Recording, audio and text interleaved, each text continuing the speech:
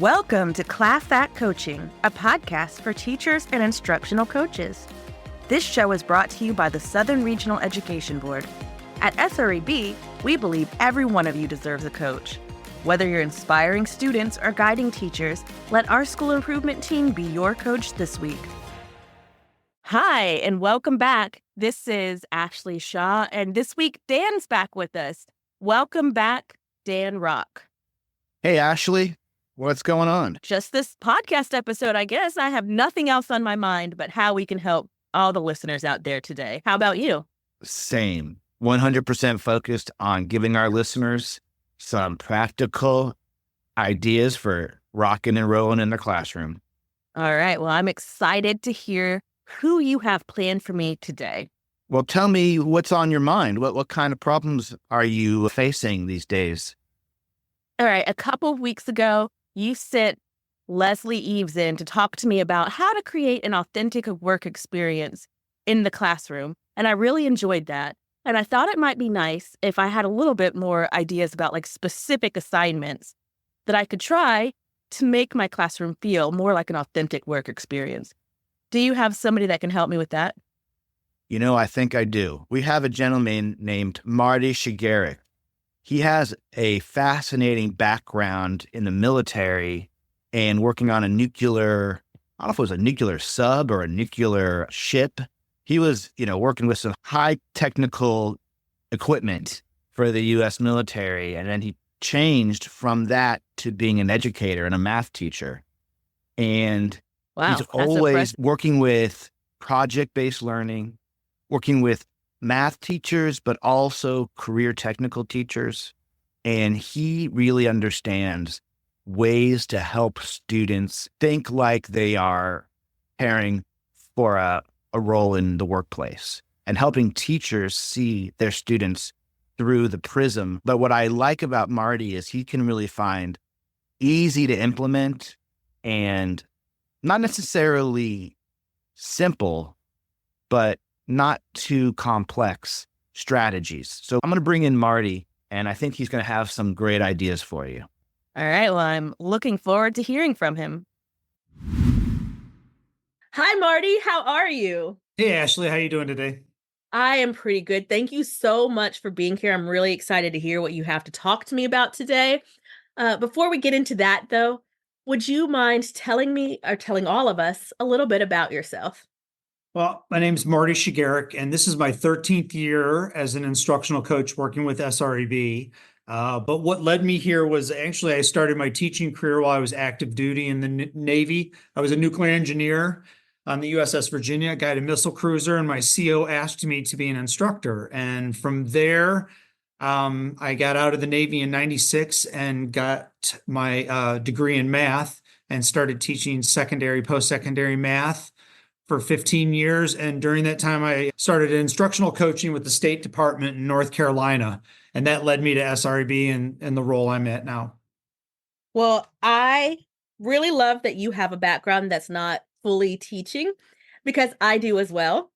And I started, before I ever taught a class, I worked in a legal position, and then I worked in marketing for a long time. And part of the reason I went back and started teaching is because I had so many colleagues that I worked with that didn't know anything about basic stuff around communications and writing and things like that. And I was like, shouldn't they be learning this in school? Why don't they know how to do this? Why am I always giving lessons to my colleagues on how to do some of this stuff? And so I started teaching because I wanted to help students figure out how to kind of do the things they're going to do in the workplace before they get into the workplace, especially as relates to specific subjects. Obviously, every teacher is a little different. And so I asked Dan to find me somebody, and obviously he knew exactly what he was doing because he picked somebody else with an industry background who could help me get some ideas on how to help simulate the workplace in the classroom. Obviously, for me, I have an English background, but for any teacher of any subject. And so that's what I asked you here today for. Can you help me with that? I sure can. And like you, my experience in the military, when I got into public education, it was that, trying to educate kids on, or anybody for that matter, that whatever we're teaching or learning, like mathematics was my specialty. It doesn't happen in a vacuum in the workplace. So regardless of whatever I was doing in the Navy with math and science, which were my strengths and my degree was in, I had to write. I was listening. I was communicating. I was, technical drawings and following procedures and reviewing safety. So I felt that bringing that into the classroom might leverage students into maybe taking a harder look at the math. So the strategy I'm here to share with is everybody's pretty familiar with think, pair, share. And it's used obviously for guided practice. So what we have done to simulate the workplace with that is I actually found some research in world languages where they use something called 3 modes of communication with students on the process of how to speak and simulate speaking. And so those 3 modes align nicely with think, pair, share, but more importantly, they align with what happens at work. Sometimes we work alone. Sometimes we have to work with other people, a colleague, a supervisor, a customer, a client, right? A vendor, so many there. And then the third level that goes beyond think, pair, share is that sometimes we have to present. So it's not uncommon for our employers to ask us to share something at a meeting or share something in shift turnover or share the calendar with your group. So it aligns nicely, but it takes think, pair, share to a whole nother level. And that strategy is what we're going to use to try to leverage kids to actually work alone by themselves and simulate that.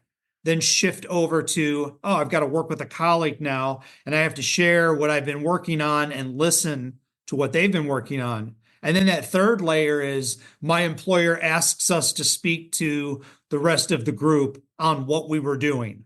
So it really simulates what kids will see regardless of occupation and regardless of what we're teaching in the classroom. It teaches that process of we have to be adaptable and flexible in our communication skills. So I think when students see that we're actually practicing that skill set in class, the math becomes easier in terms of getting them engaged. And that's the whole goal of this, is to get students to problem solve in mathematics or any content area, right? Doesn't matter. Right. But we're trying to get them to problem solve, but try it on their own, then work with a colleague, and then present out take action. And that's weaning them off the dependency of the teacher, which is a struggle with every teacher, right? Students want you to stand next to them, maybe hold their hand, right? And kind of walk them through. And this is weaning them. And an important part of this to echo to students is that is the same process when they onboard employees. You are most likely going to be micromanaged as a brand new employee because you have not earned the trust and respect and responsibility yet. But our goal as an employee is, how quickly can I get to a place where I'm an independent employee? My trusts me and they know I'm going to ask a question if I have it. I'm going to follow procedure. So when that story is embedded with students as to why we're going to do this simulation, that's where I think we're getting the kids to engage. And then that allows any teacher to drop in any content they want to use in that process. I love that because I know that's something that I struggle with. I definitely go back and forth in my own teaching with exactly what you just said, where I want to help my students. I want to be there for them, but also I'm like, am I enabling them? Because I do have that workplace background that I know some teachers don't have, where I'm like, I know they're not getting this support. They need to figure stuff out on their own once they get out of my class, once they're in the workforce. I want them to start moving towards that, but I also don't want to be like, figure it out on your own, if they come and ask me a question. And so I struggle with the balance of helping my students, but also not having them rely on me. And I really like that this process sounds like it's going to help me with that. So I'm excited to learn more. Well, I'd like to add, you bring up a great point, and then this is, I think, where we get a shift in mindset with students. So when we measure their performance, so when we talk about, okay, kids, we're going to do 3 modes of communication, and we're going to go through this process, educating students on, and they get in a mind shift that we are measuring your performance on your employability skills. So we're looking for communication, collaboration. We're not concerned with the math content of whether you get it right or wrong. We are concerned with how are you thinking? What are you thinking in the process of trying to solve it? And that's a tough one for kids to grasp, right? Is that you're going, wait a minute, you're not looking at whether I'm right or wrong on the math. Well, I am looking, but I'm looking more into why are you making the decisions you're making in this problem, because that is how I can help you with reteaching. And I think many times we may know that as a teacher, but do we communicate that to the kids? That why are we doing it this way? Why is the teacher not going to tell you if you're right or wrong? Because they're going to ask you questions with a question. And that was my big struggle, is when you do walk up onto two students struggling, or you see them working together, effectively, but they're on the wrong path. How do you ask questions so they answer their own question? That was a huge, right? Because it's easy for me, my first year of teaching, is grab their pencil and go, oh, you're doing it wrong. Here, do it Right. this way. And then it hit exactly what you were saying. Marty became the enabler, and that passed through like wildfire. The kids were all like, just tell him you don't know how to do it and he'll be over. So that shifting over, And that is huge. I'd like to say, put a plug for a past episode there, because we did a few weeks ago have an episode on asking great questions in class. And so I think that kind of helps to what you're just saying is go listen to Jason Adair's episode about asking great questions if you want to know more about how to do exactly what Marty just said. So a quick strategy I use, because, is I look for, and I use the acronym or whatever the kids use, OMGs. Oh, So okay. what I'm doing is, before I run this activity, I encourage all teachers to do the activity themselves. And it has nothing to do with your content knowledge. But if Marty goes through the problem and I'm doing it, I can stop and ask myself, now, where would kids go in the wrong direction? When would they add here instead of subtract? And by identifying those obstacles, misconceptions, gaps, that's what I call OMGs, I script my questions ahead of time. So because I can already anticipate, I know these kids have been teaching this long, they always make this mistake. I can front load my questions on scripts. And I did that for multiple years until it became embedded in just my questioning skills, right? It's I think people forget, as teachers, we have to discipline ourselves when changing Right. our behaviors. It doesn't happen overnight. And so I like the scripting. And then, when I encourage teachers, when you go through and do it yourself, but from the lens of where would my kids go on the wrong direction here? You end up writing your script so easy, and then it just empowers you, because you're walking around the class, you become more proactive as a teacher. You're walking up to a pair going, gee, what should I ask? You're walking up going, I see what they're doing. I'm going to ask this question because I know I'll get this response. Well, one thing you said there that it was going to be a question I asked you, but I think you kind of answered it, and I just want to pull it out, is for all the, so I'm an English and communications teacher. The fact that we're teaching communications in every class, to me, I'm like, yes, that's important. But I can see a math or a science teacher, for example, being like, okay, that's nice that we're teaching communications, but I do want to focus on the math content. I don't want to focus on the communications. I'm not a communications teacher. And I was going to ask you about that, but then I think you just said something that I want to pull from what you just said, which is you're not, so you're teaching it this way so that they can communicate their thinking to you. So you as the teacher can see this is where they're not understanding how to do these math problems. And then you can adjust your lessons based off of that. Is that correct? It is. And then to add to that is they use a graphic organizer during the collaboration piece. So sometimes they work alone, then they turn to their partner. By documenting a Venn diagram, I have them write similarities in blue pen, but they had their differences in pencil. So now I can collect all those Venn diagrams and go through them over a cup of coffee. And I have identified exactly what do they all think that's correct and what do they all have indifferent. And that starts it. The second piece is during presentations, every student in the audience that's listening to two students present out their thinking is required to give constructive feedback. And I use something from Accountable Talk. I give the students 3 prompts. Always validate the person who's presenting. I like that. And then you fill in the blank. And then the second one is, have you considered, which we teach kids, that's an opportunity for you to share a resource or an idea or a tool to a pair of kids that don't have that tool. And then the third one is, I wonder if, which is cool feedback. I wonder if you were to do this in your presentation and speak louder here. And, so then you're gathering 2 pieces of evidence, and it's qualitative, right? But that's guided practice, right? The goal was, how do I adjust my instruction on Thursday based on what we just did on this Wednesday? However, I can collect their work and grade it for content as well.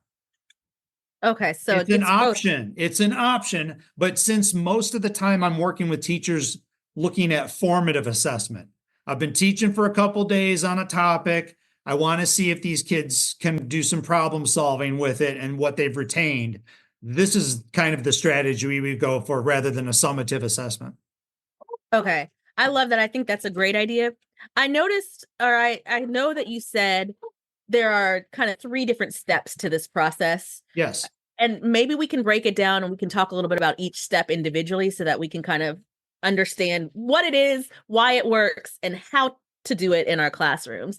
So Sure. Can we start with the first step? I know you said it's individual, they're on their own. So yeah, tell us a little bit step about that. 1, the instructor is going to play the role of the employer and simply tell the class, listen, you're all my employees, you're working alone. Now, you can use your notes, your books, you can use resources. We let the kids, obviously, if they have a computer, access to the internet, they can use their resources because we want to simulate, hey, you're at work. These tools are available. But you could always say, well, the computers are down and restrict it. But we simulate you're working at, and we give them a fixed time.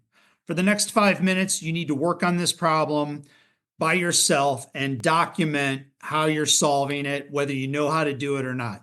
What do you know? So the teacher is walking around the classroom as the employer, and our job is to encourage. That's it. Print neater. That's it. Put down your thoughts. Mr. Sugerik, I don't know what this is. Just put down what you do know, right? It's just like at work. If you did, right, just document your thinking. Then we'll call time. That's when you direct them to turn to a colleague. And I like the word colleague. This is step 2, right? Step 2, yeah. Go to the colleague. Okay. So they go to colleague. And now, kids, we're going to simulate that at work, would you go to your boss or would you go to a colleague first? We go to a colleague first. So I want you to turn to a colleague, and you're going to take your Venn diagram and you're going to take turns speaking about how you solve the problem, sharing your thinking, and the other person's going to listen to that. And then you're going to switch, and then you're going to document your similarities and differences in your thinking on the Venn diagram. So painting that protocol out. While you two are doing that, your teacher is going to play the role of the employer, and I am going to walk around and observe and listen to your thinking, what you're writing, what you're documenting about your discussions. And my role will simply to be ask clarifying questions. So I'm going to play the role of an employer. Hey, how you doing, Ashley and Bobby? All right, I see you're working on this over here. Can you explain why you chose to use that method?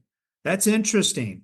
So I'm going to simulate clarifying questions, and that way I can dig deeper into why are students making the moves they're making. Now, during that you're saying, oh, sorry. No, I like that you're saying that you are the employer, because even though you might not be doing really anything different than you would as a teacher without playing that role, I do think it's important for students to start to see there are employers in their life. I know that I've had students say like, oh, I want to do it this way. Why do I have to do it your way? And sometimes maybe there's not a great reason. I usually try to give them a good reason, but sometimes it's just, hey, if you're in a workplace, if you're in a situation, you're always going to have somebody saying it needs to be this amount of words. It needs to be this style guide that you're using. And you have to know how to do that to help your employer. And I like that even though it doesn't really change much, I don't think about what you're doing, just pretending, just that concept of letting them think this is what happens in a workplace lets them realize, okay, this is going to be my life. Sometimes Well, I'm going to and I'm glad you brought that up, because so here's how this gets amplified is during this process in stage one, stage two, we use visuals to support it, right? Just exactly. So I can talk it and the kids have to think, okay, if I was at work, but if I have video that I can pull up of someone working alone at work, I can pull up pictures of people working with other people at work. And in a third level, we've even had teachers bring in guest speakers from industry to right, validate. And that's where I think we take it to the next level, is that if students hear and see it from the teacher, but then they see photos and videos, then it brings validation to what we're doing, because it's like, you can argue all day long, but you can Google it yourself. I guarantee whatever job you have, you got to know how to talk to people. right. So yeah, I'm good. So, and then that third level, which I like, right, with guided practices. So the teacher's walking around during phase two, and you have all your kids in pairs filling out their Venn diagrams. I'm looking for a pair of students who can explain the correct answer, right? So, because Right. that's the first thing kids are going to want to hear. So that's one. Another pair of students I will often target to present out are what I call the aha kids. These are a pair of students that maybe were solving the problem incorrectly, struggling. I walked up as their employer, asked them some clarifying questions, and my questions served as the catalyst for them to go, oh, we should have added 5 instead of subtracted. Because we all know that when you can figure out your own mistake, we often don't make those mistakes in the future, right? Right. So I call those aha pairs. So if I have a pair of students that went down the wrong road and corrected themselves, I will also have them come up and present, because it's important for our students to hear that problem solving is just that. You don't always get it right on the first try, but it's okay. I And so really like that. then the third one is I look for a pair of kids that I call extenders. And it doesn't always happen, but there will be times when you have students who will not only solve the problem correctly, they will go on and have an interesting conversation that extends their thinking. In SREB's PBL process, we call this sustained inquiry. So I have two kids that go, yeah, the security camera costs this much, but you know what? I wonder if we bought 2 of them, if you could get a deal and da, da, da. I want them to present out, because not only can they validate, yep, we got the right answer, just like the other 2 did, but we were also thinking about this. And I think when a teacher validates students and shows the class that they value thinking beyond the problem, this is something that employers are looking for as well, right? Is that employee who's not only going to do the job, but they're going to look at the next thing, how to make things better, those types of things. And I think when that gets illustrated, again, we get more leverage with kids when they go, you know what? I don't like math. I don't like school, but what we're doing, I can see as valuable for me in the workplace. Yeah, I think that's a really good point. And you did note that this is kind of like Yeah. think, pair, share, which a lot of people already know. Expand on So, the differences for me. so when and I can only speak for myself on this, but when I was trained on Think, Pair, Share, it was as simple as, oh, just have the kids work independently for a couple minutes and then have them pair and share. And that will spontaneously happen. And so I got out of the Navy and tried that technique, and it did not work. So I liked what it was doing. The intent of Think, Pair, Share is just that. Can you work independently? Can you work collaboratively? But if I can structure it in a way that ties into, so for example, one of the additional pieces that I didn't talk about is that this strategy is part of something of simulating an employee performance evaluation. So what I can bring in is that, hey, kids, What do employers measure once you become an employee? And that's easy to pull up those documents. And kids can see, oh, relationship with colleagues. Am I a team player? Do I have an urge to learn at work?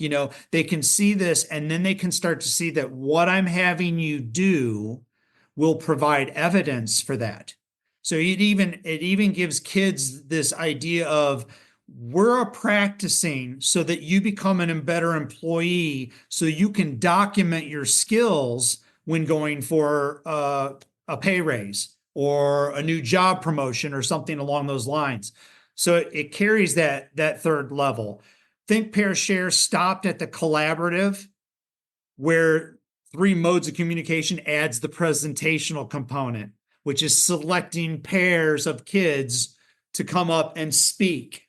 And I think that added level, I think the fact that the students know that we're measuring them on their communication and collaboration skills specifically. So we actually use a rubric so the kids have a clear learning target. This is what our employer is looking for, and they can start to work on those behaviors and practices. So the structure for Think, Pair, Share was really just shot up with steroids. We've just Right. embedded it in simulated workplace. We've tied in graphic organizers to document evidence. That probably was the biggest thing, is getting, okay, if these kids are actually pairing and sharing, how are we capturing that?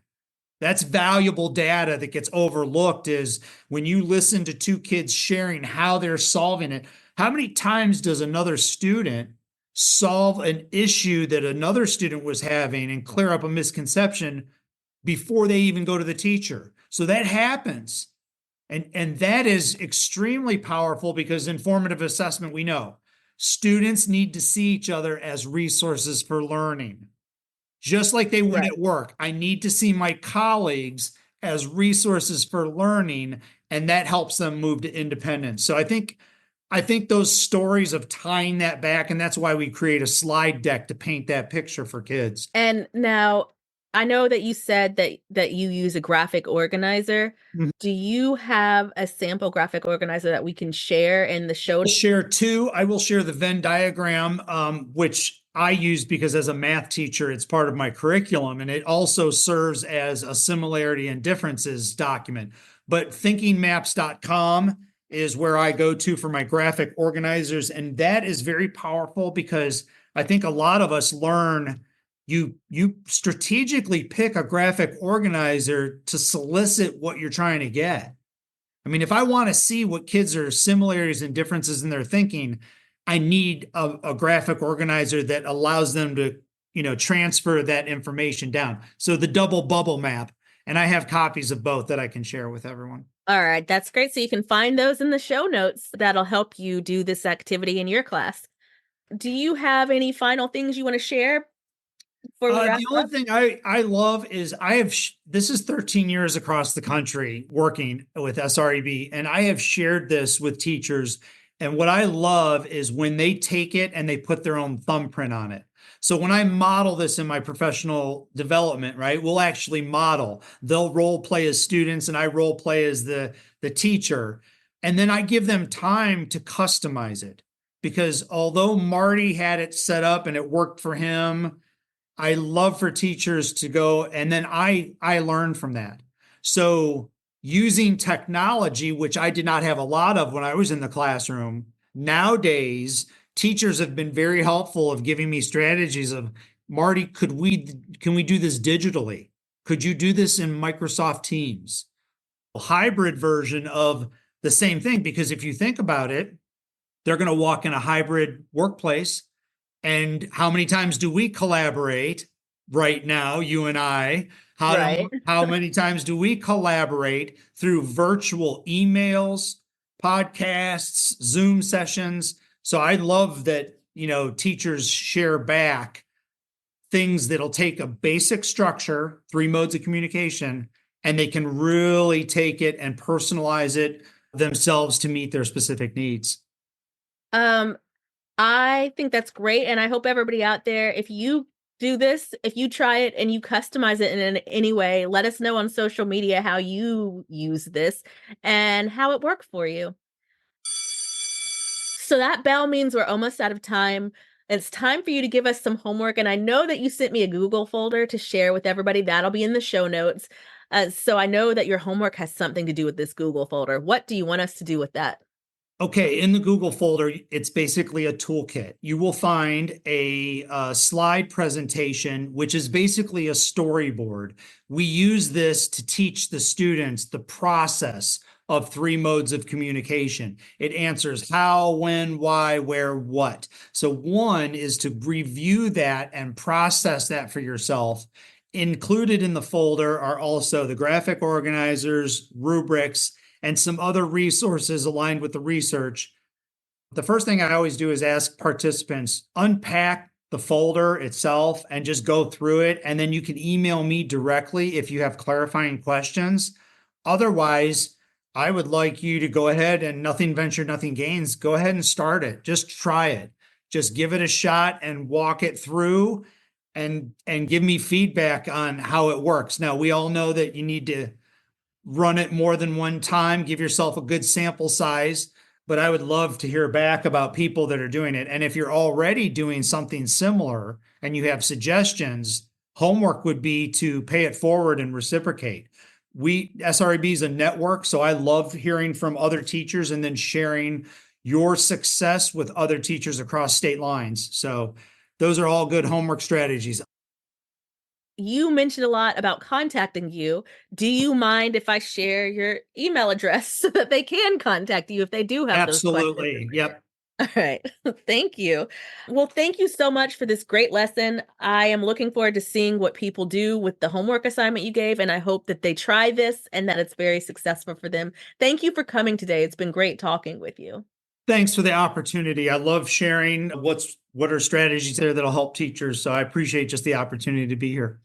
All right. Well, have a great day and a great rest of your week. You as well, Ashley. Bye. That was some great ideas from Marty. Yes, it was. I really enjoyed that. Marty is a really wonderful presenter and is able to explain things in such clear ways. It really helps to understand. Yes, I agree. He did a great job of saying things so clearly. I want to highlight something that he has teachers do that I think maybe was just mentioned, and I want to sort of put a fine point on it. Do you recall that he asked teachers to complete their own assignments before they give them to students? Is that the OMGs? The OMGs, that's right. And what does OMG stand for? Opportunities is the O. That's right. And then misconceptions is the M. That's right. And gaps. And gaps. So a teacher will take the assignment, and if I'm a writing teacher, I would actually write the essay. If I'm doing a short answer or a free response question, I want to answer those. And I'm going to think about, as I've done this assignment, what are likely going to be opportunities for them to show what they know, misconceptions that they might have, and gaps. Now, I can do that when I do the assignment, and then I can do it when I get the student work. So as an instructional coach, one thing is I can bring the student work together. I can have the teachers assign an assignment, bring it to my PLC, and we can, as a team, look for OMGs, opportunities, misconceptions, and gaps. We can look at maybe 5 different assignments, one at a high level, one at a middle level, and one at a low level, and fill that out. I love that idea. That's one coaching move. And the second is a coach can use that mindset with their own professional learning. So I'm teaching, I focus with literacy, and I want teachers to use a summary strategy. Before I stand up in front of 50 teachers and ask them to use this in the classroom, what I recommend to our coaches is make sure you have what I call a lab class. This is a teacher who's a good maybe a buddy of yours who has a lot of trust and you know them, and you say, I want to teach this strategy because I'm going to teach this to the faculty. But before I do, I want to use it in your classroom to make sure, it does what I want it to do with your students. So I'll teach the strategy, and then I'll pull that teacher aside afterward and say, so using this strategy, what are some of the opportunities, misconceptions, and gaps you think will apply to your colleagues? So thinking about OMGs from the perspective of a PLC for students, but then OMGs from the perspective of before I have my teachers complete this task or this strategy or this practice, do it yourself and work out the OMGs on your own. What do you think? I think those sound great, and I hope they're helpful to all the instructional coaches and school leaders out there that may be listening to this right now. So thank you once more for coming in and sharing your coaching tips with us. It is my pleasure. I look forward to seeing you again next week. All right. Have a good rest of your week. You too. Bye. Thank you for listening to this episode of Class Act Coaching, brought to you by the Southern Regional Education Board. SREB is a nonprofit dedicated to improving education from pre-K all the way to PhD and into the workforce. Visit sreb.org for resources on instructional practices, teacher data, career pathways, and more. And don't forget to like, subscribe, and follow us on social media. You can find us on Facebook at SREB-School Improvement and on Twitter/X and Instagram, both at SREB Education. See you next week.